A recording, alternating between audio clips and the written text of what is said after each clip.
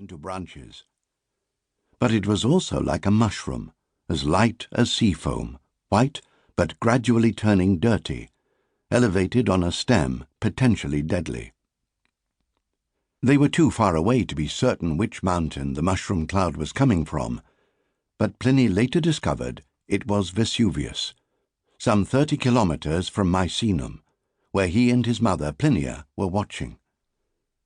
The Cape of Misenum was famous for its sea urchins, and even more so for its harbour, which was home to one of Rome's 2 imperial fleets.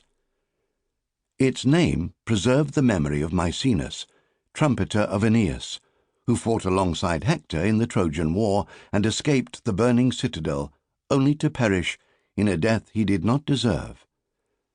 "In his foolishness," said Virgil, "he happened to fill the waves with sound by blowing into a seashell and summon the gods to a song contest."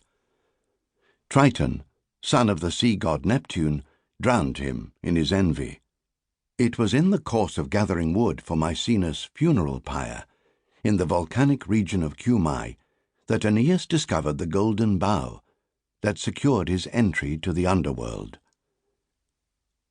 Pliny the Elder, Pliny's maternal uncle, was admiral of the fleet, in charge of maintaining and fitting out the boats which served predominantly as protectors of the seas off Italy. On the morning the cloud appeared, he had risen early as usual, bathed, lunched, and was working when, at around midday, his sister came to tell him what she had seen. Abandoning his reading and calling for his shoes, he made his way to a higher vantage point for a better view. Pliny the Elder was a historian and a naturalist, as well as an admiral. He had recently finished writing his 37-volume encyclopaedia on natural history, a few passages of which were concerned with the world's volcanoes. He had described Mount Etna in Sicily, glowing through the night and covering in frost the ash it ejects, when snow lay over its surface.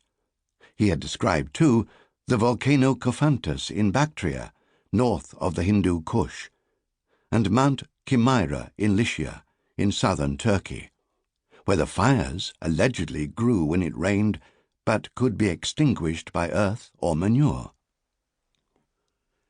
He had written of a crater in Babylon that threw up flames like fish, and of volcanoes in Persia, Ethiopia, and the Aeolian Islands, but not of Vesuvius. In the natural history, Vesuvius is simply a vineyard-covered mountain watered by the river Sarno, and visible from Pompeii.